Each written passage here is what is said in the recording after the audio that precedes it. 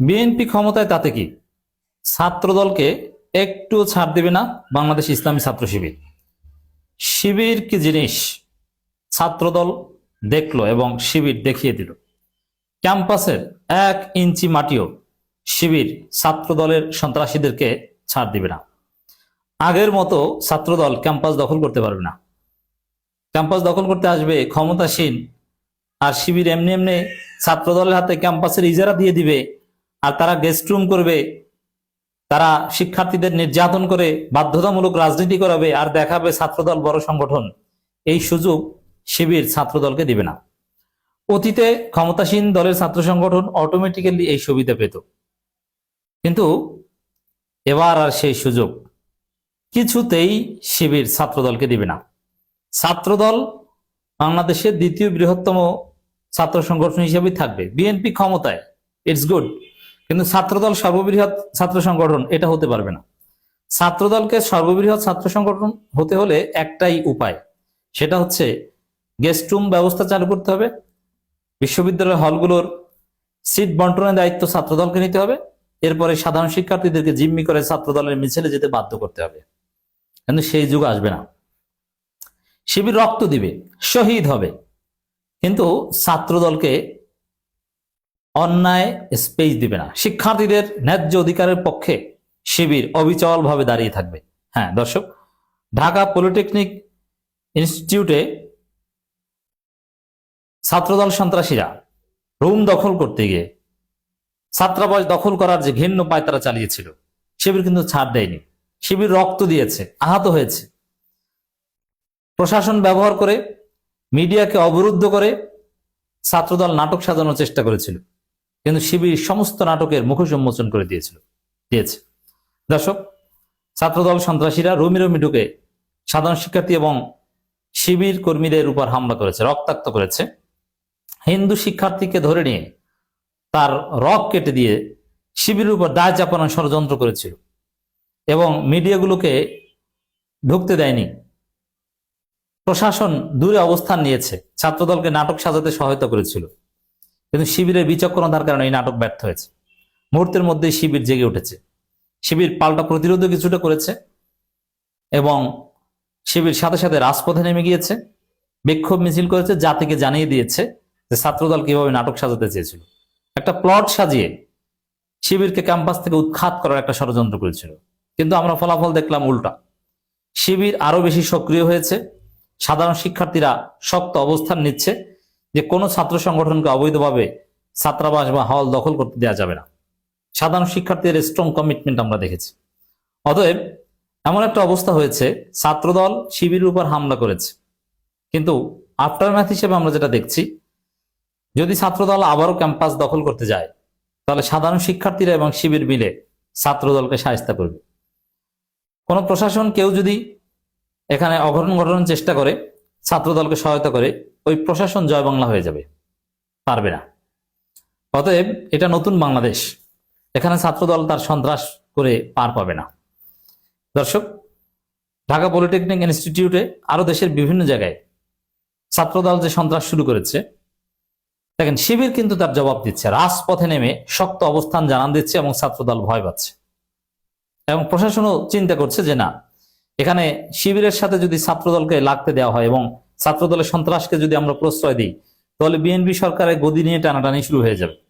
কারণ যে কোনো সময় শিক্ষার্থীদের মধ্যে একটা বিস্ফোরণ ঘটে যেতে পারে, সাধারণ শিক্ষার্থীরা বিএনপি সরকারের বিরুদ্ধে জেগে উঠতে পারে।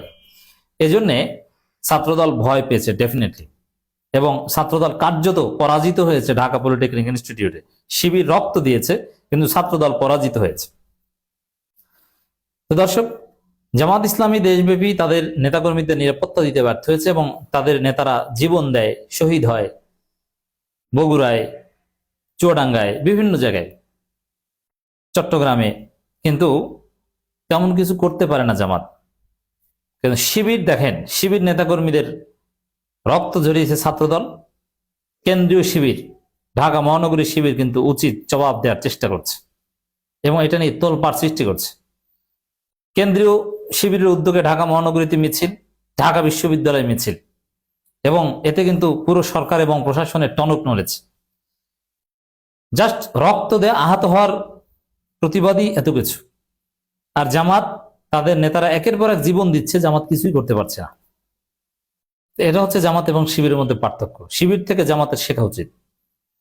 বাংলাদেশ ইসলামী ছাত্র শিবির ঢাকা বিশ্ববিদ্যালয় শাখার উদ্যোগে ঢাকা পলিটেকনিক ইনস্টিটিউটে সাধারণ শিক্ষার্থীদের ও ইসলামী ছাত্র শিবির নেতাকর্মীদের উপর ছাত্রদল সন্ত্রাসী হামলার প্রতিবাদে বিক্ষোভ মিছিল সমাবেশ অনুষ্ঠিত হয়েছে। এখানে শিবিরের অ্যাডভান্টেজ একটাই, শিবির যেভাবে সাধারণ শিক্ষার্থীদের অধিকার নিয়ে কাজ করছে, সাধারণ শিক্ষার্থীরা যা চায় শিবির সেটা চায়। অতএব শিবিরের সাথে সাধারণ শিক্ষার্থীরা থাকবে, যার ফলে ছাত্রদলের সব চেষ্টা ব্যর্থ হবে, ষড়যন্ত্র ব্যর্থ হবে।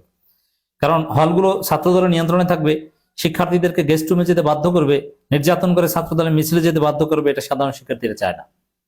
আর শিবির সাধারণ শিক্ষার্থীদের এই অধিকারের গ্যারান্টি দিচ্ছে যে না, আমরা আমাদের রাজনীতি করব, সাধারণ শিক্ষার্থীরা আপনারা আপনাদের মতো থাকবেন, আপনাদেরকে বাধ্য করতে পারবে না।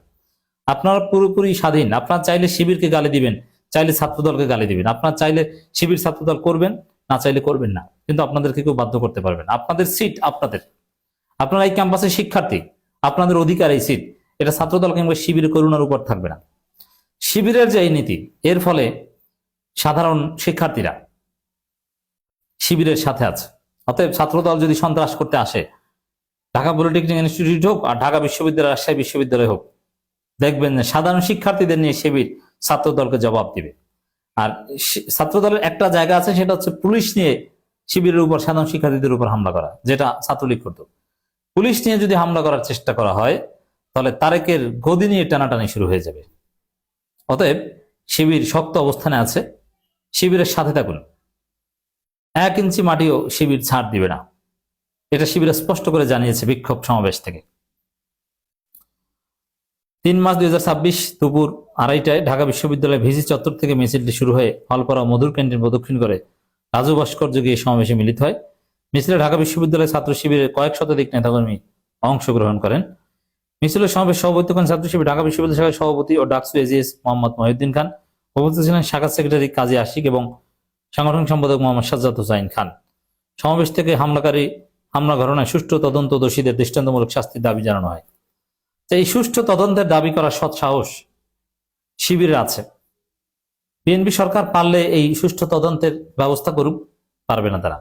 আর সুষ্ঠু তদন্ত করলেই ছাত্রদলের সন্ত্রাস এবং ছাত্রাবাস দখল করা, হিন্দু শিক্ষার্থীদের রক কেটে দেওয়ার চেষ্টা, এগুলো সব ফাঁস হয়ে যেত। ঢাকা পলিটেকনিক ইনস্টিটিউট সাধারণ শিক্ষার্থী ছাত্র শিবিরের উপর ছাত্রদলের হামলার এবং ক্যাম্পাসে গেস্ট রুম, গণরুম সংস্কৃতির এগুলো চলবে না, এটা স্পষ্ট করে জবাব দিয়ে দিয়েছে এবং শিবির জবাব দিয়ে দিয়েছে। ছাত্রদল জবাব দে, তারেক রহমান জবাব দে। এখানে একটা স্লোগান খুব ইম্পর্টেন্ট, সন্ত্রাসী আর করিস না, পিঠের চামড়া থাকবে না, সন্ত্রাসীরা দেখা যা, আইসে তোর বাপেরা, ইসলামী ছাত্র শিবির জিন্দাবাদ জিন্দাবাদ। এর মানে শিবির হচ্ছে ছাত্রদলের বাপ। যদি সন্ত্রাস করতে আসে ছাত্রদল, পিঠের চামড়া থাকবে না, শিবির ছাড় দিবে না। Message clear.